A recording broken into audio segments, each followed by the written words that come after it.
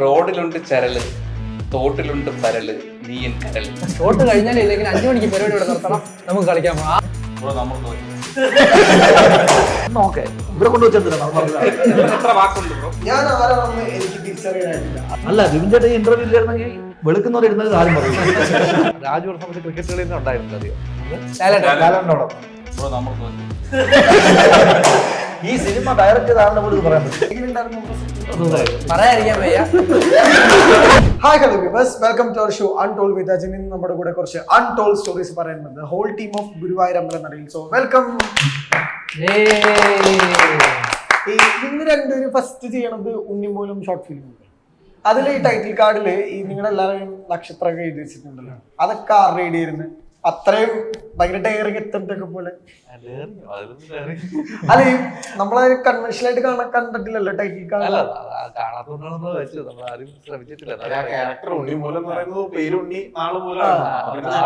ഇല്ലാത്ത ആരെങ്കിലും ഉണ്ടോ നോക്കി, ആരുമില്ല. അത് ഉണ്ണിക്ക് മാത്രമേ ഉള്ളൂ, ബാക്കി ആർക്കും ബാക്കി നാളുകളാണ്. അപ്പൊ പിന്നെ അങ്ങനെ സാധനം ചെയ്യാൻ വെച്ചിട്ട് അപ്പൊ തീരുമാനിച്ചാണ്. പിന്നെ ഈ ഗുരുവായൂരമ്പലയിൽ ശരിക്കും നിങ്ങൾ രണ്ടുപേരും ഈ എല്ലാരും പറഞ്ഞു കണ്ട കാര്യമുണ്ടല്ലോ, ഈ from the writer of Kunjiramayanam, from the director of കുത്തുക, ഇപ്പൊ രണ്ട് ധ്രുവങ്ങൾ ഒന്നിക്കുന്നു. ശരിക്കും ഈ ആൾക്കാർ കണ്ട് അത് അക്സെപ്റ്റ് ചെയ്യുന്നു. എത്രമാത്രം സെൽഫ് സാറ്റിസ്ഫാക്ഷൻ ഉണ്ട് ഈ ഒരുപാട് ആളത്തെ സ്വപ്നം രണ്ടുപേരും കൂടെ സഫലമാകുമ്പോൾ? ഉറപ്പായിട്ടും ഉണ്ടാവുമല്ലോ. നമുക്ക് കുറെ കാലമായിട്ട് കൊണ്ടുവരുന്ന സാധനം പിന്നെ ഇത് വർക്കാവോ ഇല്ലെന്നൊരു ടെൻഷനൊക്കെ ഉണ്ടാവുന്നല്ലോ. അപ്പം അതൊക്കെ ഒന്ന് കുറച്ച് കാലത്തിന് ശേഷം ഇറക്കി വെച്ചൊരു ഫീൽ എന്തായാലും ഉണ്ട്. കർക്കശക്കാരന്റെ ഡയറക്ടറാണ് ഒരിക്കലല്ല, ഭയങ്കര കൂളാണ് അല്ലേ, ഭയങ്കര അടിപൊളിയാണ്. അപ്പൊ ഈ ഡയറക്ടർ ഇപ്പൊ ചൂടാവുന്ന മൂമെന്റ്സ് ഒക്കെ എങ്ങനെയാ? അപ്പൊ ഈ ടേക്കുകളൊക്കെ ഓക്കെ ആക്കാണ്ട് വരുമ്പോ അഭിനയം മോശം ചൂടാവും. എന്താ കാണിക്കണം. പിന്നെ ഞങ്ങൾക്കൊക്കെ ഓരോ പേരിട്ടിട്ടുണ്ട്, അതൊക്കെ ഇരുന്ന് വിളിക്കും. അപമാനം, അങ്ങനെ ഓരോ സ്റ്റാറുകൾക്ക് ഓരോരോ പേരിട്ട് കൊടുക്കുന്നുണ്ട്. അങ്ങനല്ല, ഞങ്ങളെ വിളിച്ചോണ്ടിരുന്നത് കൊമേഡിയൻസ് ടീംസ് കൊന്നട്ടെ, അതാണ് ഞങ്ങളെ വിളിച്ചോണ്ടിരുന്നത്. ഞങ്ങൾ കാരണം ഞങ്ങള് ഗ്യാങ് ആയിട്ടാണ് പടം കാണുന്നത്. നമ്മളത് അങ്ങനെ ഇവരെ മലപ്പുറം വിളിച്ചില്ല, വേറൊരു ഡയറക്ടർ ഇങ്ങനെ ഒരു ഗ്രൂപ്പിനെ അങ്ങനെ വിളിച്ചിട്ട് കളിക്കുന്ന പേരറിയാത്തതുകൊണ്ട് എല്ലാവരും കൊമേഡിയൻസ് എന്ന് വിളിച്ചു. നമ്മള് തമാശ അറിയുന്നു. അപ്പൊ അതുപോലെ ഇവരെയും കൊമേഡിയൻസ് എന്ന് പറഞ്ഞാൽ തമാശ അല്ല, നമ്മൾ ഇവരങ്ങനെ കൊമേഡിയൻസ് ആയിട്ട് കണ്ടൊന്നുമില്ല. ഒരു ഡയറക്ടർ അങ്ങനെ ഒരിക്കൽ വിളിച്ചായിട്ട് ബേസിൽ പറഞ്ഞപ്പോ ആ കഥ പറഞ്ഞപ്പോ നമ്മൾ പിന്നെ ബേസിലാണ് പറഞ്ഞത്.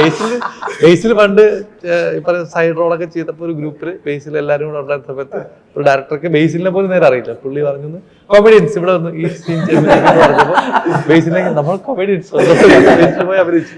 അപ്പൊ അത് നമ്മളിവിടെ തമാശക്ക് പറഞ്ഞിട്ടുള്ളൂ, അല്ല ഇവരൊന്നും കൊമേഡിയൻസ് ആയിട്ട് ഞാൻ കണ്ടിട്ടില്ല, ഒന്നും വർക്കായിട്ടില്ല. ഇവരൊക്കെ ശരിക്കും ഫസ്റ്റ് നോട്ട് ചെയ്യണ എന്നാണ് ആദ്യമായിട്ട് എല്ലാവരും എനിക്ക് വർഷങ്ങളായിട്ട് എനിക്ക് സാഫിനെ നോട്ട് ചെയ്യുന്നത്. സാഫ് പല ഭാഷയിൽ സംസാരിക്കുന്നു, അവൻ അതൊക്കെ ഡിലീറ്റ് ചെയ്തു. ഞാൻ അന്ന് അടിപൊളിയായിരുന്നു, ഇപ്പൊ ക്രിഞ്ച് അടിച്ചപ്പോ ഞങ്ങൾക്ക് ഏത് വർഷമാണത്? 2-3 വർഷമായി. ആ സമയത്ത് ഞാൻ സാഫിനെ ഫോളോ ചെയ്യുന്നുണ്ട്. സിജുവിനെ ഏതാണ് ആ സമയത്തൊക്കെ തന്നെ മെസ്സേജ് അയച്ചിട്ടുണ്ട്, വാഴ ചെയ്യാൻ വേണ്ടിട്ട്. അന്നുണ്ട് ആദ്യം ഒരു 4-5 വർഷം മുമ്പ്. ജോമോനെ ഇതുവരെ ജലസിംഹം സമയം മുതൽ ജോമോനെ കാണും. അഖിൽ കൊല്ലൂരിനെ ഈ പറഞ്ഞ എനിക്ക് അസീസ് നെടുമങ്ങാണ്ട ഗ്രൂപ്പിന്റെ ഒക്കെ അന്നേ അറിയാം. ഇവരൊക്കെ എനിക്കൊരു 4-5 വർഷമായിട്ട് അറിയാലോ, 4-5 വർഷം. ഇതെനിക്ക് 2012 മുതലൊക്കെ അല്ലേ, 12 മുതൽ നമ്മളുണ്ട് ഒരുമിച്ച്. നമ്മള് ഷോർട്ട് ഫിലിം ചെയ്യുന്നു, പുള്ളിയും ഷോർട്ട് ഫിലിം ചെയ്യുന്നു. അപ്പൊ നമ്മളൊരു സിനിമ ആലോചിക്കുന്നു, അതെ സിനിമ ആലോചിക്കുന്നു, നമ്മൾ കണക്ട് ചെയ്യുന്നു, നമ്മളെന്താ ഒരു ഷോർട്ട് ഫിലിം ചെയ്യാം. നമ്മൾ ആദ്യം കാണുമ്പോൾ ഷോർട്ട് ഫിലിം ഡിസ്കസ് സ്ക്രിപ്റ്റ് അയച്ചിരുന്നു, അങ്ങനെയൊക്കെ ഡിസ്കസ് ചെയ്തിട്ടാ പിന്നെ കാണുന്നത് തന്നെ. അപ്പൊ അതും വർഷങ്ങൾ. ഞാൻ വിപിൻ ചേട്ടനെ മുദ്ദുക കഴിഞ്ഞപ്പോഴാണ് മെസ്സേജ്. മുദ്ദുക സിനിമ കണ്ടിട്ട് ഞാൻ വിപിൻ ചേട്ടൻ അന്ന് കാലത്ത് ചോദിച്ചാണ്. പിന്നീട് വിപിൻ ചേട്ടൻ ഗുരുവായൂരായപ്പോഴത്തേക്കും എന്നെ വിളിച്ചു. അതാണ് അതിലിപ്പോൾ പ്രൊമോഷൻ പരിപാടികളൊക്കെ നമ്മൾ ഇതുവരെ കാണാത്ത ഒരു പൃഥ്വിരാജ് വേർഷൻ അല്ലെങ്കിൽ ബേസിൽ വേർഷൻ ഒക്കെ കണ്ടു. എവിടെയായിരുന്നു വിപിൻ ചേട്ടൻ എന്നൊരു വേർഷൻ? എന്താ മനസ്സിലായില്ല. പ്രൊമോഷനൊക്കെ നമ്മള് വേറൊരു വേർഷനുള്ള ഒരു പൃഥ്വിരാജിനൊക്കെ നമ്മള് കാണാനിടയിൽ ഒരുപാട് കൗണ്ടറുകൾ അടിക്കുന്ന, കളിയാക്കുന്ന, പരസ്പരം ഇരുന്ന് തമാശകൾ പറയുന്ന. അപ്പൊ വിപിൻ ചേട്ടൻ ശരിക്കും ഈ പ്രൊമോഷനുകളിൽ എന്തുകൊണ്ട് ഇറങ്ങില്ല എന്നുള്ള എപ്പോഴും ചോദിക്കുന്നുണ്ട്. ഇത്രയും വൈബിളുള്ള സിനിമ ഉണ്ടാക്കിയിട്ട് പോയി വൈബിളുള്ള ഡയറക്ടർ സിനിമ പൊട്ടിയാ പിന്നെ ഇതെല്ലാം ഏറി പോകുമല്ലോ. ഇറങ്ങി ഇന്റർവ്യൂ എടുക്കാന്നൊരു പ്ലാനായിരുന്നു. വെയിറ്റ് ആയപ്പോ ഇനി കൊടുക്കാം. ഇപ്പൊ ഈ സൂപ്പർമാന്റെ ലോഗോ ഉണ്ടാക്കിയൊരു സംഭവം ഉണ്ടല്ലോ, ഈ സൂപ്പർമാൻ അല്ല, സ്പൈഡർമാൻ. അതല്ല, പണ്ട് സൂപ്പർമാന്റെ ലോഗോ ആയിരുന്നല്ലോ ഈ കണ്ടന്റിലൊക്കെ വന്നുകൊണ്ടിരുന്നത്. പിന്നീട് ഈ പറഞ്ഞ സിനിമയിലൊക്കെ വരുന്നു, ഈ കുറെ ആളുകളെ റെക്കഗ്നൈസ് ചെയ്യുന്നു, ആളുകളുടെ ഭയങ്കര സ്നേഹം കിട്ടുന്നു. ഇതൊക്കെ ശരിക്കും പറഞ്ഞ കാലത്തിന്റെ ഒരു തീരുമാനം ഉണ്ടല്ലോ അതിനകത്ത്. കാലത്തിന്റെ തീരുമാനം ഞാൻ പണിയെടുത്തോണ്ടൊക്കെയാണ് അവരെന്നെ ഇഷ്ടപ്പെടുന്നത്. അതുകൊണ്ടാണ് കാലത്തിന്റെ എന്ത് തീരുമാനം. അതെന്റെ തീരുമാനമായിരുന്നല്ലോ. ഞാൻ വീഡിയോ ചെയ്യുന്നു, അത് ആൾക്കാർ കാണുന്നത് ഇഷ്ടപ്പെടുന്നു, അതുകൊണ്ട് അവനെ ഇഷ്ടപ്പെടുന്നു. ചിലർക്ക് ഇഷ്ടമല്ല. എന്തൊരു കോൺഫിഡൻസ്, ഞാൻ ചെയ്യുന്ന ആളുകൾക്ക് ഇഷ്ടപ്പെടും. സിംബോളിക് ആയതാണോ? ഞാൻ കുറച്ച് കാലമായിട്ട് സമയം ഒറ്റയടി പറഞ്ഞിട്ട് ഇപ്പൊ ഞാൻ കുറച്ച് വൺ വേർഡ് ക്വസ്റ്റ്യൻസ് ചോദിക്കാം, പെട്ടെന്ന് ആൻസർ പറയുക. ഞാൻ ആരാണെന്ന് എനിക്ക് തിരിച്ചറിയാനായിട്ടില്ല, ആ തോട്ടിപ്പോഴും ബ്ലോഗിൽ എഴുതിയാണ്. അത് എത്തിച്ചിട്ടുണ്ട്, ഇപ്പോഴും തിരിച്ചറിഞ്ഞിട്ടില്ല. ഈ സെൽഫ് പ്രൂഫ് പരിപാടികൾ ഒരുപാട് ഡയറക്ടേഴ്സ് ഇതിനു മുമ്പ് ചെയ്തിട്ടുണ്ട്, പക്ഷെ ഇതെങ്ങനെ വർക്ക് ആവുമെന്ന് പേടിയുണ്ടായിരുന്നു? ഇല്ല, റീലൊക്കെ കാണുന്നതുകൊണ്ട് ആ പേടിയില്ല. റീലൊക്കെ നമ്മൾ ഇൻസ്റ്റാഗ്രാമിൽ ആ രീതിയിൽ ഞാൻ അപ്ഡേറ്റ് ആണ്. വേറെ സിനിമയിലൊന്നും അപ്ഡേറ്റ് അല്ലെങ്കിലും ഇൻസ്റ്റയിൽ ഞാൻ റീലിലൊക്കെ അപ്ഡേറ്റ് ആണ്. അത്യാവശ്യം ബ്ലോഗൊക്കെ കാണുന്നുണ്ട്, അപ്പം അതിലൊക്കെ വർക്ക് ആവുന്നതുകൊണ്ട് ഞാൻ ഹിന്ദി റീൽസൊക്കെ കാണാറുണ്ട്. എന്നും 10 റീൽസ് ടാഗർ പെട്ടെന്ന് പറഞ്ഞില്ലേ, നിങ്ങൾക്ക് ഡെയിലി 10 റീൽസ് അയക്കുന്നത്. നമ്മള് റീല് നോക്കണ്ട, വിൻചേട്ടന്റെ റീൽ എടുത്തിട്ട് നമുക്ക് ഫ്രണ്ട്സിന് ഫോർവേഡ് ചെയ്താൽ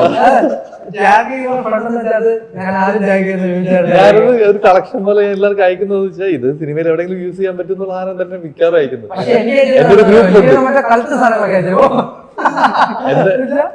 അടിപൊളി. നമ്മള് അയച്ച റീലോ ഇത് വേറെ മോഡ് സാധനങ്ങളാണ്. മൊത്തം കോമഡി പരിപാടികളാണ്. പഴയ പടങ്ങളിൽ നിന്ന് വന്നിരിക്കുന്ന പരിപാടികളും എല്ലാം ഞാൻ അങ്ങോട്ട് വെച്ചോളൂ.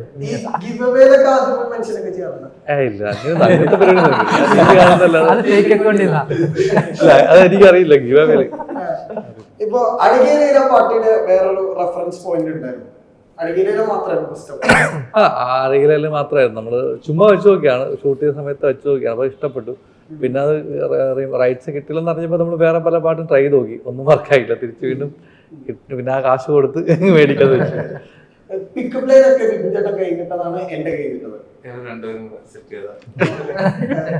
നമ്മുടെ ഉള്ളിലുള്ള സ്വഭാവം ഞാൻ അങ്ങനെ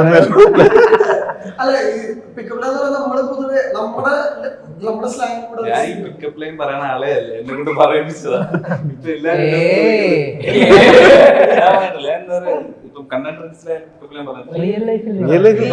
കണ്ടതും പറയില്ല.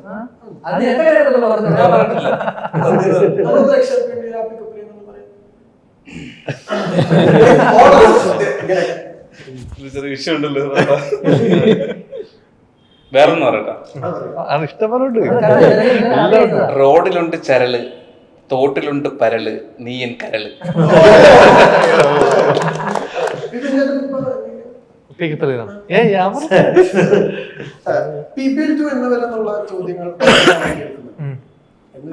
എഴുതണ്ടേ ആദ്യം, അത് വരും. ഫഹദ് എസ് ജെ സൂര്യ മൂവിയെ കുറിച്ചുള്ള അപ്ഡേറ്റുകൾ ആളുകൾ ചോദിക്കാൻ തുടങ്ങിയിട്ടുണ്ട്. ഞാൻ ഉത്തരം കൊടുത്തിട്ടില്ല. കൊടുത്തിട്ടില്ല. ഈ ശരിക്കും പറഞ്ഞാൽ നിങ്ങൾ പറഞ്ഞ ക്രിയേറ്റേഴ്സിന്റെ ഒരു സർക്കിളിൽ ഇപ്പൊ രാജേട്ടൻ കുറെ കാര്യങ്ങൾ നമ്മൾ പഠിക്കുന്നുണ്ട്, അല്ലെങ്കിൽ അവരിൽ നിന്ന് പഠിക്കാൻ കുറച്ച് കാര്യങ്ങൾ ചോദിച്ചപ്പോ ഈ പറഞ്ഞ എനിക്ക് അത്ര കോൺഫിഡൻസ് ഉണ്ടാവുമെന്ന് പറയുന്നുണ്ട്. ശരിക്കും ഈ ഷോർട്ടിന്റെ ഒക്കെ ഇടയിൽ നമ്മള് മുമ്പിൽ നിൽക്കുന്ന അത്രയും എക്സ്പീരിയൻസ് ആയിട്ടുള്ള ഒരാളാണല്ലോ. ശരിക്കും നമ്മൾ ഡയലോഗ്സ് ഒക്കെ മറന്നു സിറ്റുവേഷൻ ഒക്കെ ഉണ്ടാവും.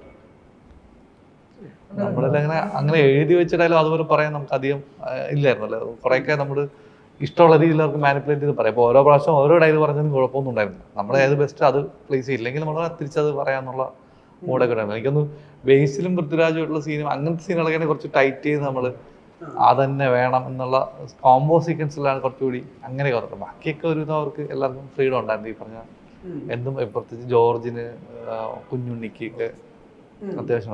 സാഫിനാണ് അത് കുറച്ച് ഇല്ലായിരുന്നു. സാഫ് കുറച്ച് സീരിയസ് ആയിട്ടാണ് നമ്മൾ പിടിച്ചത്. ഈ സാഫിന്റെ ക്യാരക്ടറിനെ പറ്റി പറയുമ്പോ ഈ സിനിമയിൽ ആകെയുള്ള ഒരു നോർമൽ ക്യാരക്ടർ എന്നാണോ? അത് ഞാൻ തള്ളാന്ന് പലരും പറഞ്ഞു, അങ്ങനെ പറഞ്ഞിട്ടില്ല എന്നോട്. ഇത് ഓർമ്മയില്ല നമ്മുടെ എപ്പോഴറിയാം, അല്ല ഞാൻ കുറച്ച് ഇതൊരു രസത്തിൽ എഴുതി ഇട്ടതാണ്. പക്ഷെ അത് എങ്ങനെ സിറ്റുവേഷൻ എന്ന് വെച്ച് കഴിഞ്ഞാൽ നമ്മളെ എന്റെ ചേട്ടൻ ഇത്ര റൊമാൻറ്റിക് ആയിരുന്നു ആ ഷോട്ടില്ലേ, അതെടുത്ത് കഴിഞ്ഞിട്ടാണ് എന്നോട് ക്യാമറന്റെ പുറകെ ചേട്ടൻ പറഞ്ഞത് ഈ ഒരു നോർമൽ ക്യാരക്ടറാണ് ഇതിൽ. അത് നീ അഭിനയിച്ച് ഓവറാക്കിയപ്പോഴായിരിക്കും പറഞ്ഞത്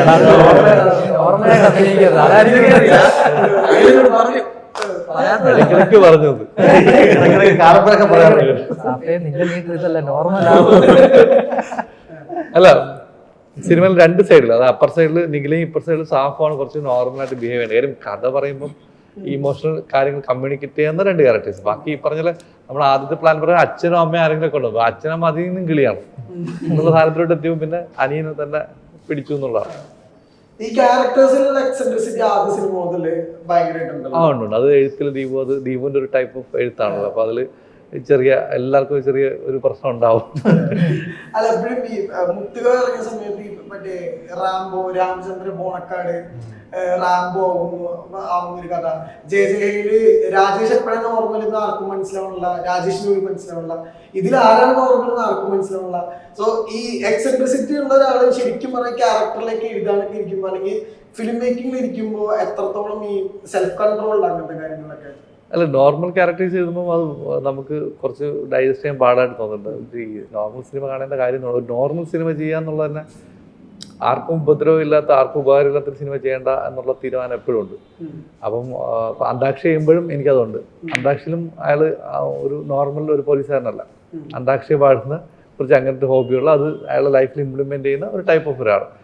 ക്യാരക്ടർ റിയലിസ്റ്റിക് ഒക്കെ ആണെങ്കിൽ പോലും അതിനകത്തും ചെറിയ അബ്നോർമൽ അല്ലെങ്കിൽ നമ്മൾ യൂസ്ഡ് ആവാത്ത ഒരു ക്യാരക്ടർ ഉണ്ട്. അപ്പം എന്നാൽ മാത്രമേ ആൾ ശ്രദ്ധിക്കുള്ളൂ, അല്ലെങ്കിൽ സിനിമ എൻഗേജ് ആവുള്ളൂ തോന്നുന്നുണ്ട്. അപ്പം നോർമലായിട്ടൊരു സിനിമ ചെയ്യാൻ ക്യാരക്ടേഴ്സ് ഉണ്ടാക്കാനും പണ്ടേ താല്പര്യമില്ല. അപ്പൊ ഇനിയിപ്പോൾ ഉണ്ടാവും എന്നറിയില്ല. പക്ഷെ ഇപ്പം ഇതാണ്.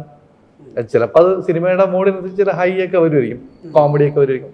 സീരിയസ് മൂവി ആണെങ്കിലും അത് ചെറിയ വ്യത്യാസങ്ങൾ ഉണ്ടാക്കാം. അപ്പോൾ നമുക്കൊരു ചെറിയ സെഗ്മെന്റ് കളിക്കാം. നമുക്കൊരു ചെറിയ നല്ലതായിരിക്കും ഈ സമയത്ത്, നല്ലൊരു ഓപ്ഷൻ ഉണ്ട്. അപ്പോ എന്താ സംഭവം എന്ന് വെച്ച് കഴിഞ്ഞാൽ ഇവിടെ വന്ന ഒരാള് ഇനാക്റ്റീവ് ആയിരിക്കും. അപ്പൊ നിങ്ങള് എന്താ സിനിമ നല്ല ഗസ് ചെയ്യണം. ആദ്യം ആരാ വരുന്നതെന്ന് വെച്ച് കഴിഞ്ഞാൽ നമുക്ക് ആദ്യത്തെ ചീട്ട് വരുന്നതാണ്. കൂട്ടത്തിൽ പ്രായം കുറഞ്ഞ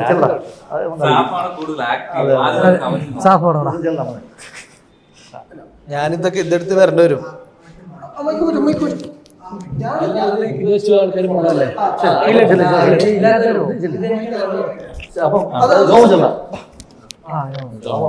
സൂപ്പർ ആയിരിക്കും.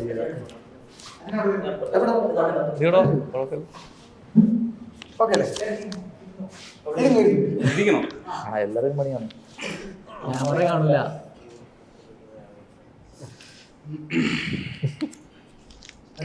ഒരു വേട്, ഒറ്റ വേടേ ഉള്ളൂ. രാജാവ്. മന്ത്രി, രാജാവിന്റെ മകൻ. മന്ത്രി, രാജാവിന്റെ വേറെ. മുതലാളി, രാജ്ഞി. പടം, രാജാവല്ലേ? രാജാവിന്റെ പേരാണ് കിങ്.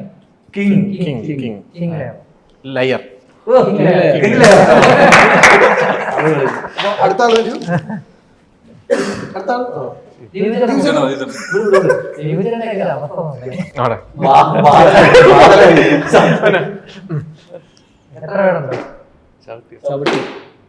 ശബ്ദം, കാല്, ചുവട്, CD മൂസ.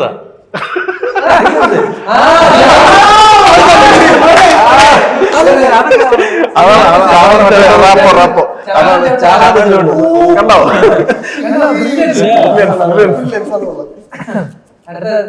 ഞാനില്ല ഇവിടെ.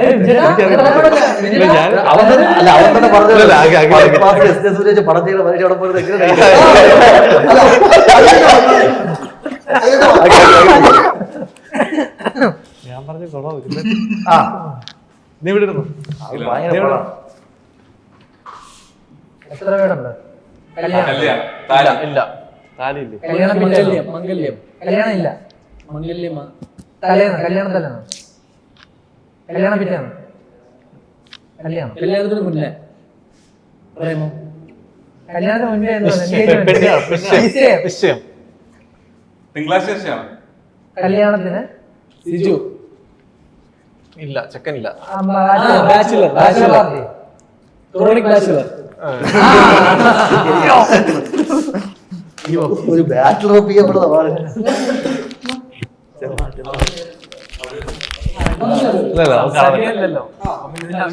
ആവശ്യമില്ല. സിജു അഭിനയിക്കുന്നു, കോൺഫിഡൻസോടുകൂടി നമ്മളെല്ലാം ഇഷ്ടപ്പെടുന്നു പറയും. മനസ്സിലാവാത്ത പോലെ ഇരിക്കാം, എന്ത് പറഞ്ഞാലും. കല്യാണം ഫോർ ചെയ്യുന്നു. Bowling, cricket. എന്താടാ കബഡി? നമ്മൾ അരവിന്ദ്. നന്ദനം.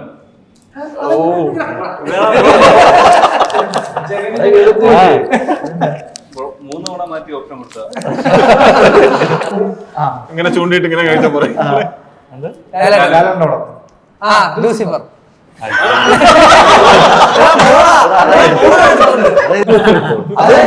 രണ്ടു ദിവസം ആലോചന ഏത് വേണമെന്നുള്ള അത് ഹോളിഡേയിൽ റൂം എടുത്ത് ലൂസിഫർ. കണ്ണ് കണ്ണും കണ്ണും കൊള്ളയെടുത്താൽ കണ്ണ് നോക്കുന്നു. വിഷൻ നോക്കാതെ ദൂരത്ത് കണ്ണു നട്ടു. കസേര. കണ്ണടിച്ച കണ്ണ് കണ്ണ് കണ്ണ് കണ്ണ് കണ്ണൂരി വെച്ച കാഴ്ച കണ്ണ് കണ്ണൂർ സ്കോള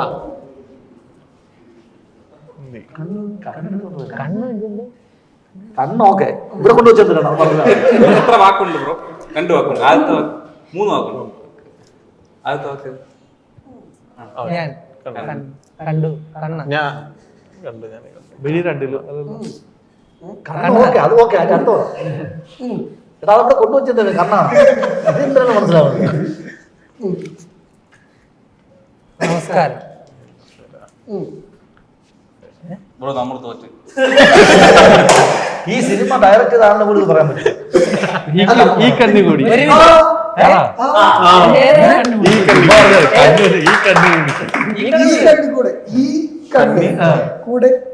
എന്റെ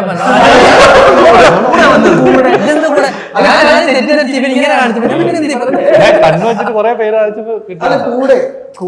സത്യം പറഞ്ഞാൽ ബിബിൻ ചേട്ടൻ ഇന്റർവ്യൂ അല്ല, ബിബിൻ ചേട്ടൻ ഇന്റർവ്യൂ ഇല്ലായിരുന്നെങ്കിൽ വെളുക്കുന്നവരെ ഇടുന്നത് ആരും പറയും.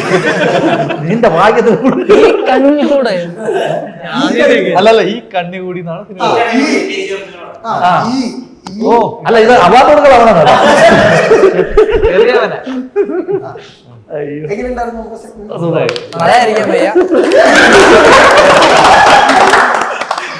നീ ഉള്ളതുകൊണ്ട് പെട്ടെന്ന് തീർന്നു. ഈ സെറ്റിൽ ക്രിക്കറ്റ് കളി ഭയങ്കര ഒരു സംഭവമാണല്ലോ. അപ്പൊ ഞാൻ ഒന്ന് ചോദിച്ചാൽ, മലയാളത്തിലെ ഏറ്റവും നന്നായിട്ട് ക്രിക്കറ്റ് കളിക്കുന്ന ഒരാൾ രാജേട്ടനാണ്. രാജേട്ടൻ ക്രിക്കറ്റ് കളിച്ചില്ലാന്ന് കേട്ടു. ശരിക്കും നിങ്ങൾ എത്രത്തോളം ക്രിക്കറ്റ് സെറ്റില് ഭയങ്കര ഇൻഫ്ലുവൻസ് ഉണ്ടാക്കുന്നുണ്ട്? നമുക്ക് എല്ലാവരെയും പരിചയപ്പെടാൻ പറ്റുന്നുണ്ട്. ഇപ്പം യൂണിറ്റുള്ള ആൾക്കാര്, നമുക്ക് ഇപ്പം 100ഓളം പേര് നമ്മുടെ സിനിമയിൽ വർക്ക് ചെയ്യുന്നുണ്ടല്ലോ.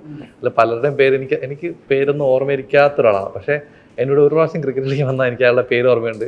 അപ്പം നമ്മുടെ സെറ്റ് വെച്ച് പിറ്റേ നമ്മളെ Shibu left arm right bowler batsman നമ്മുടെ പേര് അന്ന് ആ സാധനം എനിക്ക് കിട്ടും. അപ്പം എനിക്ക് ക്രിക്കറ്റ് കളിക്കുമ്പോൾ കുറച്ചുകൂടി ആളുകളെ മനസ്സിലാവും. അപ്പം ഈ പറഞ്ഞ അവർക്ക് കുറച്ചുകൂടി ഐസ് ബ്രേക്ക് ഉണ്ടാവും നമ്മളോട് സംസാരിക്കാൻ, എന്തെങ്കിലും വന്ന് പറയാനാണെങ്കിലും. അപ്പം നമുക്ക് കുറച്ചുകൂടി ഫ്രണ്ട്ഷിപ്പ് ഉണ്ടായിട്ടുണ്ട്. ക്രിക്കറ്റ് കളിച്ചുകൊണ്ടല്ല, അവരോട് കുറച്ച് ഇടപഴകാനുള്ള സ്പേസ് എനിക്ക് അവിടെ കിട്ടിയിട്ടുണ്ട്. മറ്റു സെറ്റ് ചെല്ലുമ്പോൾ ഡയറക്ടർ ഇല്ലെങ്കിൽ അവരൊക്കെ ദൂരെ നിൽക്കും, മാറി നിൽക്കും, ഇല്ലെങ്കിൽ ആ സംഭവം ഒന്നും പിന്നെ ഇല്ല. പിന്നെ എല്ലാവർക്കും ഭയങ്കര കമ്പനിയാണ്. ആ ക്രിക്കറ്റ് കളിയുമ്പോൾ ഭയങ്കര കമ്പനി ആയിരിക്കും. അത് ഭയങ്കര ഗുണം ചെയ്യാറുണ്ട് സിനിമയ്ക്കകത്തും. ഞാൻ ക്രിക്കറ്റ് കളിക്കത്തൊന്നുമില്ല. പിന്നെ ഇത് തന്നെയാണ്, ആൾക്കാരോട് കാര്യം പറയണം. അവിടെ ചെല്ലുമ്പോൾ ഷൂട്ടിംഗ് ഒക്കെ കഴിഞ്ഞ് എല്ലാവരും അവിടെ പോയി കുറെ നേരം അടിച്ചു കളിക്കുവാണ്. എല്ലാവരും കളിയാക്കുക, തമാശയൊക്കെ പറഞ്ഞിരിക്കുക. അപ്പൊ അതിന്റെ കൂട്ടത്തിൽ എനിക്ക് 2 ബോളൊക്കെ എറിയാൻ തരും. അവരടിച്ചു കളിക്കളയും. അതാണ് ഓടിച്ചു. ഇനി അവന് ബോൾ കൊടുക്കണം. കാരണം ആകെ 3 ബോൾ, അത് 2 ഞാൻ പുള്ളി അടിച്ച് ഏതോ കാട്ടിക്കളഞ്ഞു. പിന്നെ ആകെ ഒരു ബോൾ, അതിന് ഇവന് കൊടുക്കലെന്ന്. നമ്മളെ ഒരുപാട് പ്ലേയേഴ്സ് ഉണ്ട്. യോഗി ബാബു സ്റ്റേറ്റ് ലെവൽ പ്ലെയർ ആയിരുന്നു. സാഫ് അതുപോലെ കേരള ക്രിക്കറ്റ് ടീമിലൊക്കെ കളിച്ചിട്ടുള്ളത്. പിന്നെ ബേസ് നന്നായിട്ട് കളിക്കും. അപ്പൊ അത്യാവശ്യം നല്ല. പിന്നെ വേറെ നമ്മുടെ യൂണിറ്റിലൊക്കെ ഉള്ള യാത്ര കളി ബഹളം മാത്രമേ ഉള്ളൂ. അല്ലല്ല നമ്മളല്ല ശരീരരംഗത്ത് എന്നെ പിടിച്ച് ദിവസം കളിക്കാറങ്ങി 3 ദിവസം കിടന്നു ഞാൻ കൈയെടുക്കാൻ പിന്നെ കുറെ കളി ഡെവലപ്പ് ആയി. ഹാരിസ് ദേശമൊക്കെ ആദ്യം വന്നപ്പം കളിയൊക്കെ മറന്ന ഒരാളാണ്. പക്ഷെ അവസാന ദിവസമൊക്കെ പുള്ളി മെയിൻ ബോളറൊക്കെ ആദ്യമൊക്കെ വിളിച്ചോണ്ട് അതേപോലെ നിങ്ങളിപ്പോ സൂപ്പർ ആയെന്ന് വിളിച്ചോണ്ട് നിന്നറിയാമോ പുള്ളിയെ കൊണ്ട് എറിയിക്കും അടിച്ചു കളയും പുള്ളി മനസ്സിലായി. അപ്പൊ അതുകൊണ്ട് ആളുകൾ അങ്ങോട്ടും ഇങ്ങോട്ടുള്ള ഒരു ബന്ധം വളരെ ഈ പറഞ്ഞ സെറ്റിലാണെങ്കിലും ഷൂട്ട് ചെയ്യുന്നതിന്റെ ഇടയിൽ തലേദിവസത്തെ കളിയുടെ ഡിസ്കഷൻ ഒക്കെ ആയിരിക്കും. പ്ലാനിങ് ആയിരിക്കും. ഷൂട്ട് കഴിഞ്ഞിട്ട് പിന്നെ എല്ലാരും മറ്റേ എങ്ങനെ 5 മണിക്ക് നിർത്തണം, ഷൂട്ട് കഴിഞ്ഞാലും ഇല്ലെങ്കിൽ 5 മണിക്ക് പരിപാടി നിർത്തണം, നമുക്ക് കളിക്കാം. ആ ഒരു വൈബാണ്. പിന്നെ എല്ലാവരുടെ വണ്ടിയിലും ബാറ്റും ബോളൊക്കെ ഉണ്ട്. വണ്ടിയുടെ പുറകില് സ്റ്റമ്പ് പ്രൊഫഷണലൊക്കെ ആദ്യം പറയുന്നത് ഇതാണ്, ടർഫ് ബുക്ക് ചെയ്തിട്ടുണ്ട് ആദ്യം വണ്ടി. പ്രൊഡ്യൂസർ വന്നിങ്ങനെ ഇരിക്കും എപ്പോഴും ഈ കളി നിർത്തിട്ട്. അല്ല പുള്ളി വരുന്ന സമയത്ത് ഗുരുവായൂർ അധികം ഷൂട്ട് ഉണ്ടായില്ല പുള്ളിക്ക്. 1, 2 പുള്ളിയുടെ കാലിനൊരു ഇഞ്ചുറി കാരണം പുള്ളിക്ക്. പിന്നെ അതിൽ രാജു ഗുരുവായൂർ വന്ന ഷെഡ്യൂൾ ഇവരൊന്നും ഉണ്ടായില്ല. കുറച്ച് ചെറിയ ഒരു ആർട്ടിസ്റ്റും വളരെ കുറവായിരുന്നു. അപ്പോൾ അതുകൊണ്ട് രാജു വരുന്ന സമയത്ത് ക്രിക്കറ്റ് കളി തന്നെ ഉണ്ടായിരുന്നില്ല അധികം. ബേസിൽ നമ്മളെല്ലാവരും ഉള്ള സമയങ്ങളാണ് കൂടുതലും കളി. ഈ ചെയ്യുന്ന സിനിമകളൊക്കെ ഭയങ്കര മീമുകളൊക്കെ ഭയങ്കര ട്രെൻഡ് ആവുന്നുണ്ടല്ലോ. ഈ കഴിഞ്ഞ ദിവസം RCB തോറ്റപ്പോ ഈ PPL സൗണ്ടിന്റെ ഒരു സ്റ്റാറ്റസ് ഒക്കെ ഭയങ്കര വയലായി. ശരിക്കും ഈ മീമുകളൊക്കെ വീണ്ടും കാണാൻ അയച്ചുതരാ അപ്പോഴുള്ളൊരു ഭയങ്കര എക്സൈറ്റ്മെന്റ് നിൽക്കുന്നുണ്ടല്ലോ. ഇപ്പൊ ഉണ്ണിമൂലത്തിന്റെ മീമാണ് ഇപ്പോഴും ഈ പറഞ്ഞ ഒരാളെ ഓടിക്കാൻ പറയുമ്പോഴത്തേക്കും പെട്ടെന്ന് എടുത്തു വെക്കുക. ഈ ഇതൊക്കെ മൈൻഡില് ഭയങ്കരമായിട്ട് സ്ട്രൈക്ക് ചെയ്യില്ലേ നമ്മുടെ വർക്കുകൾ എപ്പോഴും റിമെമ്പേർഡ് ആവും? ഇല്ല, അങ്ങനെ എപ്പോഴും സ്ട്രൈക്കില്ല. നമ്മളിത് എന്തുണ്ടെങ്കിലും ആളുകൾ കൊണ്ടെടുക്കുന്ന യാതൊരു പ്രതീക്ഷയില്ല. നമ്മൾ ഉണ്ണിമൂലൊക്കെ ചെയ്യുമ്പോൾ അങ്ങനെ മീം എന്നുള്ള സംഭവമേ ഇല്ല അന്ന് ആ സമയത്ത്. അത് പിന്നെ വർഷങ്ങൾക്ക് ശേഷം വരുമ്പോൾ ഇതിങ്ങനെയൊക്കെ കൊണ്ട് ഉപയോഗം ഉണ്ടായെന്ന് നമുക്ക് പിന്നെ മനസ്സിലാവും. നമ്മളത് ഇപ്പം ഗുരുവായൂർ ചെയ്യുമ്പോഴും ഈ ഷോർട്ട് കാണുമ്പോൾ ഇത് നാളെ മീമായിട്ട് ഉപയോഗിക്കുന്നത് നമുക്കിപ്പോൾ പറയാൻ പറ്റില്ല. ഇപ്പോൾ ഉപയോഗിച്ച് തുടങ്ങിയിട്ടില്ല. ഇനി ഭാവിയിൽ ചിലപ്പോൾ ഉണ്ടെങ്കിലും വരും, ചിലപ്പോൾ വരാതിരിക്കാം. അവിടെ ഈ എന്താണ് വൈറലാവുന്നത്, എന്താണ് ആളുകൾ എടുത്തുകൊണ്ട് പോകുന്നത്, വീട്ടിലോട്ട് കൊണ്ടുപോകുന്നത് എന്താണെന്ന് ഒരു ഐഡിയ ഉണ്ടാവില്ല. അങ്ങനത്തെ സാധനം നമ്മുടെ മനസ്സിലില്ല. പിന്നെ ഇലക്ഷൻ റിസൾട്ട് വരുമ്പോ അതേപോലെ അത് വരും. ഈ ശരിക്കും പറഞ്ഞു കഴിഞ്ഞപ്പോ 2-3 മെയിൻ ഒരു ക്രക്സ് ഡയലോഗ് ഉണ്ടല്ലോ. അതായത് ഇപ്പൊ ഈ നിഖിലയുടെ ക്യാരക്ടർ പറയുന്ന ഒരു പോയിന്റ് ടുവേർഡ്സ് ക്ലൈമാക്സ് ഭയങ്കരമായിട്ട് കുറെ പേർക്ക് കണക്ട് ആയിട്ടൊരു ഭയങ്കരമായിട്ടുള്ളത്. അത് എല്ലാവരും ഹ്യൂമർ സൈഡും എക്സ്പ്ലോർ ചെയ്ത് പറയുമ്പോഴും ഇതിന്റെ ഭയങ്കര ക്രക്സ് ആയിട്ടുള്ള സംഭവം ഉണ്ട്. ഈ ക്യാരക്ടറിനെ പറ്റി പറഞ്ഞതും എനിക്ക് എന്റെ ലൈഫിൽ അതുകൊണ്ട് ഉണ്ടായ മാറ്റങ്ങളൊക്കെ അത് ശരിക്കും ബിസിനസിന്റെ വേറൊരു സൈഡ് തന്നെയല്ലേ ഈ എക്സ്പ്ലോർ ചെയ്യണം? അല്ല, അങ്ങനെ പറയാൻ പറ്റില്ല. നമ്മൾ ഈ സിനിമയ്ക്ക് എന്താ ആവശ്യം, നമ്മൾ അങ്ങനെ എക്സ്പ്ലോറിംഗ് എന്നുള്ള പരിപാടിയൊന്നും അങ്ങനെ നോക്കാറില്ല. നമ്മൾ ഈ സിനിമയ്ക്ക് എന്ത് വർക്കാവുന്നു, സ്ക്രിപ്റ്റിൽ എന്തുകൊണ്ട്, അത് മാത്രം നമ്മൾ നോക്കരുത്. പ്രത്യേകിച്ച് ഇപ്രാവശ്യം ഇതിൽ ഒരു സ്ക്രിപ്റ്റായിട്ടുള്ളതുകൊണ്ട് നമുക്ക് എന്തെങ്കിലും കൺഫ്യൂഷൻ ഉണ്ടെങ്കിൽ പറഞ്ഞാൽ മതി, പിന്നെ അവരിന്ന് ആലോചിച്ചോളും. അപ്പം അതുകൊണ്ട് അങ്ങനെ ഒരു എക്സ്പ്ലോറിങ്ങിനേക്കാൾ കൂടുതൽ ഇപ്പോൾ ഒരു ടീം വർക്കായിട്ട് എല്ലാവരും ചെയ്യുന്നു. അപ്പോൾ ഇതിനകത്ത് എന്ത് വന്നാലും അത് നമ്മൾ സിനിമയ്ക്ക് ഉപയോഗപ്പെടുത്തുന്ന രീതിയിൽ കൊണ്ടുവരാന്നല്ലാതെ നമ്മളത് ഒരു പുതിയ സാധനം ചെയ്യണം അങ്ങനത്തെ പരിപാടിയൊന്നും അങ്ങനെ പിടിച്ചിട്ടില്ല. അപ്പോഴും പൃഥ്വിരാജ് എന്ന് പറഞ്ഞ ഒരു ഡയറക്ടർ അല്ലെങ്കിൽ ആക്ടർ പ്രൊഡ്യൂസറിനെ കൺവിൻസ് ചെയ്യുന്ന പോയിന്റ്സ് ഉണ്ടല്ലോ. ഇപ്പോൾ ലൂസിഫർ റെഫറൻസ് ഉണ്ട്, അനന്തരം റെഫറൻസ് ഉണ്ട്, അതിലൊക്കെ പുള്ളി കൺവിൻസ്ഡ് ആയോ?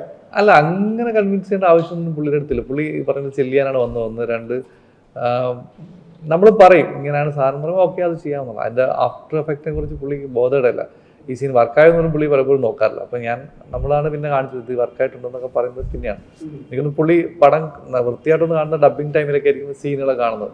അപ്പോഴും കൺഫ്യൂഷൻസൊന്നും പുള്ളി പറയുന്നില്ലായിരുന്നു. പിന്നെ നമ്മൾ ലാസ്റ്റ് സിനിമ എല്ലാം എടുത്ത് മിക്സ് എല്ലാം കഴിഞ്ഞിട്ട് ഞാനൊരു ദിവസം വിളിച്ചിട്ട് ഇതൊന്ന് കണ്ടു നോക്കിയിട്ട് എന്തെങ്കിലും കറക്ഷൻ ഉണ്ടെങ്കിൽ പറയാമെന്ന് പറയുമ്പോൾ അല്ലല്ല കുഴപ്പമില്ല, ഞങ്ങളെ കണ്ടു നോക്കണമെന്ന് പറഞ്ഞപ്പോൾ ഒരു പ്രാവശ്യം സബ്ടൈൽ വന്നിട്ട് അത് കണ്ടു നോക്കുകയാണ് ചെയ്തത്. അത് കണ്ടിട്ട് ഒരു സജഷൻ ഒന്നും പറഞ്ഞിട്ടില്ല, ഭയങ്കര ഇഷ്ടപ്പെട്ടു, എനിക്ക് ഭയങ്കര ഇഷ്ടപ്പെട്ടു എന്ന് പറഞ്ഞിട്ട് പുള്ളി പോയി. അപ്പം പുള്ളി ആസ് എ ഡയറക്ടർ പുള്ളി എന്താ ഒരു ബേസിലാണെങ്കിലും അവർ ഡയറക്ടേഴ്സ് ആയിട്ട് ഒരുപാട് വേറൊരാളുടെ ഡയറക്ടർ സൈഡിൽ കയറി ഇടപെടാറില്ല. അപ്പോൾ അവർ ചെയ്യട്ടെ, ബാക്കി നമുക്ക് നോക്കാം, ബാക്കി എല്ലാത്തിലും ഇടപെടേണ്ട കാര്യമില്ലല്ലോ എന്നുള്ളതാണ്. പിന്നെ പുള്ളിക്ക് ഇവിടെ എമ്പുരാനും ബേസിൻ്റെ ഡയറക്ഷൻ പരിപാടികളുണ്ട്. ഗ്യാപ്പ് കിട്ടുമ്പോഴേക്കും ഇവർ അതിൻ്റെ വർക്കിലാണ്. അപ്പോൾ പിന്നെ അങ്ങനത്തെ പ്ലാനൊന്നും ആരുടെ സൈഡിൽ നിന്നും ഉണ്ടായില്ല. നിങ്ങൾ ശരിക്കും ജീവിതത്തിൽ ആദ്യമായിട്ട് കാണുന്ന ഭയങ്കര ഒരു കല്യാണം അല്ലെങ്കിൽ എൻജോയ്മെന്റ് ആണ് ഒരു നമുക്ക് ഒരുപാട് സിനിമകളുണ്ടല്ലോ മലയാളത്തിൽ, അങ്ങനെ ഭയങ്കര സ്ട്രൈക്ക് ചെയ്ത് നിൽക്കുന്ന ഒരു പടം നമ്മൾ അഭിനയിച്ച ഇതിൽ ക്ലൈമാക്സ് സീൻ ഒരിക്കലും മറക്കാൻ പറ്റുന്നില്ല. വേറെ സിനിമകൾ കല്യാണ സിനിമകളല്ലേ കണ്ടതിൽ കല്യാണരാമൻ സിനിമകളാ അതൊക്കെ തന്നെ. കല്യാണരാമൻ, ഗോഡ് ഫാദർ, കല്യാണം, ഗോഡ് ഫാദർ എല്ലാം അല്ല പുതിയൊരു ബെഞ്ച് മാർക്ക് ആണല്ലോ ശരിക്കും പറഞ്ഞാൽ ഈ പറഞ്ഞ ആൾക്കാർ പുതിയ കാലത്തെ റെഫറൻസ് വെച്ച് പറയുമ്പോഴത്തേക്കും? അല്ല ഇതൊന്നും നമുക്കറിയില്ല, അത് ബെഞ്ച് മാർക്കാണെന്നൊക്കെ ഇപ്പോഴല്ല നമ്മൾ പറയേണ്ടത്. ഒരു 5 വർഷം കഴിയുമ്പോഴും ആളുകൾ ഇഷ്ടപ്പെട്ടത് ബെഞ്ച് മാർക്ക് ആവുള്ളൂ. ഇപ്പൊ ഈ സിനിമ ഈ വെള്ളിയാഴ്ച ഇറങ്ങി ഒരാഴ്ചയിലേ ആയുള്ളൂ. അപ്പൊ നമുക്ക് ഇതൊരു ഇപ്പൊ അത് തിയേറ്റർ ഓടുന്നു മാത്രം എല്ലാവർക്കും ഇഷ്ടപ്പെടുന്നു മാത്രമേ പറയാൻ പറ്റുള്ളൂ. ഇതൊരു ഹിസ്റ്ററി ആവോ, ഇത് പിന്നീട് ഇത് OTT വരുമ്പോൾ എന്തായാലും ഏറെ പോകുന്നുള്ളത് എനിക്ക് ഉറപ്പാണ്. അപ്പോഴും ആളുകൾ കീറി മുറിക്കും. അപ്പം അപ്പോഴറിയാം ഇത് ബെഞ്ച് മാർക്കാണോ തറയിലാണോ എയറിലാണോ എന്നൊക്കെ അപ്പോഴേ അറിയാൻ പറ്റും. ഈ ക്ലൈമാക്സ് ഭയങ്കര കോംപ്ലക്സിന്റെ ആണ്. ഒരേ സമയം ഇത്ര ആർട്ടിസ്റ്റുകള് അല്ലെങ്കിൽ അതിന്റെ ഇടയിൽ ഹ്യൂമർ വരുന്നുണ്ട്, അതിന്റെ ഇടയിൽ ചെറിയ ഫൈറ്റ് വരുന്നുണ്ട്. ശരിക്കും ക്ലൈമാക്സിന് വേണ്ടിയുള്ള ഒരു പ്രിപ്പറേഷൻ എന്ന് പറയുന്നത് അത്യാവശ്യം നല്ല പ്രിപ്പറേഷൻ ഉണ്ടായിരുന്നു. നമ്മുടെ ഡയറക്ഷൻ ടീം, ക്യാമറ ടീം, അപ്പോൾ റൈറ്റിംഗ് എല്ലാവരും പറഞ്ഞല്ല എല്ലാം നമ്മൾ എനിക്കൊന്നൊരു 3 ആഴ്ചയല്ലേ, 3 ആഴ്ചകൾ നമ്മൾ ഫുൾ അതിനകത്ത് രാവിലെ മുതൽ ആ സെറ്റിനകത്തും പണി കിടക്കുന്ന സെറ്റിനകത്ത് നമ്മൾ പോയി നിൽക്കുമായിരുന്നു. അപ്പോൾ ഇതെങ്ങനെ ബ്രേക്ക് ചെയ്യാം, എങ്ങനെ ബ്രേക്ക് ഡൗൺ ചെയ്യാം സീനുകൾ, അങ്ങനെയൊക്കെ പ്ലാൻ ചെയ്ത് അപ്പോഴാണ് ഈ പാട്ടിനെ കുറിച്ച് ഐഡിയ ഉണ്ടാകുന്നത്. പാട്ട് അതിനകത്ത് വരുന്നതൊക്കെ അങ്ങനെയാണ്. അപ്പം ആ ഒരു പ്രിപ്പറേഷൻ നന്നായിട്ട് ചെയ്തിട്ടുണ്ട് നമ്മുടെ ഫുൾ ടീം. അപ്പോൾ അതിൽ എല്ലാവരും പേടിയായിരുന്നു, പ്രിപ്പയർ ചെയ്തില്ലെങ്കിൽ പാളിപ്പോകുന്നൊരു പേടി എല്ലാവർക്കും ഉണ്ട്. അപ്പോൾ എല്ലാവരും കഷ്ടപ്പെട്ടൊരു ഹോം വർക്ക് ചെയ്തിട്ടാണ് വന്നത്. അപ്പോൾ അതിന് ഗുണമുണ്ടായി. നമുക്ക് കൂടുതലും റെസ്റ്റ് ചേർക്കായിരുന്നു. അല്ല, ആക്ടേഴ്സിനെ സംബന്ധിച്ച് അതിനകത്ത് ആർക്കും ഒരു അഭിപ്രായം പറയാൻ സ്പേസ് ഉണ്ടായില്ല. കാര്യം നമ്മൾ ഇവിടെ ഓടി നടന്ന് പണിയെടുക്കുന്നു, ഇല്ലെങ്കിൽ നമ്മളൊക്കെ ബിസിയാണ്. നമ്മൾ പറയുന്നത് ചെയ്യാന്നല്ലാതെ ഒരു അക്ഷരം ഒരാൾക്ക് ഇങ്ങോട്ട് പറയാൻ പറ്റില്ല. കാര്യം വന്ന് പറയാൻ നമ്മളെ കിട്ടില്ല. നമ്മൾക്ക് എവിടെയെങ്കിലും ഒക്കെ ഇരിക്കും. ഡയറക്ടറൊക്കെ അങ്ങ് ദൂരെ ഇരിക്കുന്നത്, ക്യാമറമാൻ ഇങ്ങനെ ഇരിക്കുന്നു, നിൽക്കുന്ന ആളെ അസോസിയേറ്റ് വന്നിട്ട് ഈ ഡയലോഗ് പറയണം, ഇങ്ങോട്ട് നോക്കണം എന്ന് പറഞ്ഞാൽ അല്ലാതെ കിട്ടില്ല, നമ്മളെയൊന്നും കിട്ടില്ല. അപ്പം ഇവർ ഷോർട്ട് കഴിഞ്ഞാൽ ഇവർ പോയി റെസ്റ്റ് എടുക്കാന്നല്ലാതെ, അപ്പോൾ ഇത്രയും ആർട്ടിസ്റ്റുള്ളതുകൊണ്ട് എല്ലാവർക്കും റെസ്റ്റ് ടൈം കൂടുതലുണ്ടാവും. അപ്പൊ അല്ലാതെ ഇവര് അങ്ങനെ പ്രശ്നമുള്ള വെളിയിലായിരിക്കും, സെറ്റിന്റെ വെളിയിലായിരിക്കും. ഇവരെ പറ്റി ഇവരെ കൊണ്ട് വലിയ ശല്യം ഒന്നും ഉണ്ടായില്ല. ഇവര് ഫുൾ ടൈം മറ്റേ ഇങ്ങനത്തെ ഗെയിമും കേട്ട് ഇവരങ്ങ് സൈഡിൽ പോയി. നമ്മളിവിടെ പ്രാണവേദന ഇവർക്ക് വിമിച്ചേട്ടന്റെ ഏടിമാരെല്ലാരും കല്യാണ ഡ്രസ് കൊണ്ട് അതിനകത്ത് തന്നെ ഉണ്ടായിരുന്നു. കാരണം ചിലപ്പോൾ ടേക്ക് സമയത്ത് ഇവര് പെട്ടുപോയാലേ, അപ്പൊ എല്ലാരും ഓൾറെഡി അങ്ങനത്തെ കോസ്റ്റ്യൂമൊക്കെ ആയിരുന്നു. കാരണം അഥവാ ഫ്ലെയിമിൽ പെട്ടുപോയാലും അറിയില്ല, ഒന്ന് ജസ്റ്റ് തിരിഞ്ഞു നടന്നാൽ മതി. എല്ലാവരും ഉണ്ടായിരുന്നു. ഇപ്പൊ ലാസ്റ്റ് അതായത് എല്ലാരും പറയുന്ന കാര്യമുണ്ട്, നമ്പി ചേച്ചിനെ കൂടെ കൊണ്ടുവരുന്നില്ല തന്നെ. ഇല്ല, ഫുൾ റെഫറൻസ് അല്ല. രാജു റെഫറൻസ് ആയിട്ടല്ല. രാജു ശരിക്കും രാജു ഒരു ആനന്ദനായിട്ട് തന്നെ വന്നപ്പം ആളുകൾക്ക് റീകളക്ട് ചെയ്യാൻ പറ്റി ഇത് നന്ദനത്തിലെ രാജു ആണോ എന്നൊരു റീകളക്ഷൻ ഒന്നുമല്ല. രാജു നമ്മൾ സ്കൂപ്പായിട്ട് യൂസ് ചെയ്തിട്ടില്ല. ബാക്കിയുള്ള സാധനങ്ങളൊക്കെ അപ്പം നമുക്ക് തോന്നുന്ന ഐഡിയാസ് ആണ്. അത് നമുക്ക് ആഡ് ഓൺ ആണ്. നമുക്ക് ആ സമയത്ത് ഷൂട്ടിനിടയിൽ തോന്നിയാണ് ഒരു ഒരു ഷൂട്ട് ചെയ്തുകൊണ്ട് നമ്മൾ കൊണ്ടുവന്നാലൊന്ന് വിചാരിച്ചിട്ട് വിളിക്കുന്നു. 2 ദിവസം പുള്ളി വന്നു, അത്രേ ഉള്ളൂ. അല്ലാതെ നമ്മൾ ഇത് സ്റ്റാർട്ടിങ്ങൊന്നും അങ്ങനെ ഒരു ഗസ്റ്റ് റോളൊന്നും നമ്മൾ പ്ലാൻ ചെയ്തിട്ടുണ്ടായിരുന്നില്ല. അപ്പം ഓരോ ആഡ് ഓണിൽ വന്ന് തീർന്ന് പോയതാണ്. അപ്പം അങ്ങനെ ഒരു പ്ലാൻഡ് നന്ദനം സ്കൂപ്പൊന്നും അങ്ങനെ വെച്ചിട്ടില്ല. ഇപ്പോൾ ഈ പറഞ്ഞ പോലെ ഗുരുവായൂർ അമ്പലനടയിൽ തിയേറ്ററിൽ ഭയങ്കര ഓണായിട്ട് ഓടിക്കൊണ്ടിരിക്കുകയാണ്. ഇപ്പൊ നിങ്ങളുടെ എല്ലാവരുടെയും കരിയറിൽ ഭയങ്കര വലിയ എന്താ പറയുക ഒരു സംഭവമായിട്ടാണ് ഗുരുവായൂർ അമ്പലനടയിൽ മാറിയിട്ടുണ്ട്. അതിന് മുമ്പും അതിന് ശേഷം എന്നൊക്കെ പറയാവുന്ന രീതിയിൽ ശരിക്കും നമ്മൾ എവിടേക്കോ കണ്ടു മറന്ന അല്ലെങ്കിൽ നമുക്ക് കാണാൻ വീണ്ടും ആഗ്രഹിക്കുന്ന ഒരു സിനിമ തന്നതിലാണ് പ്രേക്ഷകർക്ക് ഭയങ്കര അധികം എക്സൈറ്റ്മെന്റ് ഉണ്ടായത്. അതിന് ഒരു big thank you first of all. അപ്പോൾ thank you for the time being. ഇപ്പോൾ നൂറുകൂടി അടിക്കും, നൂറുകൂടി അടിക്കും. അറിയില്ല, അത്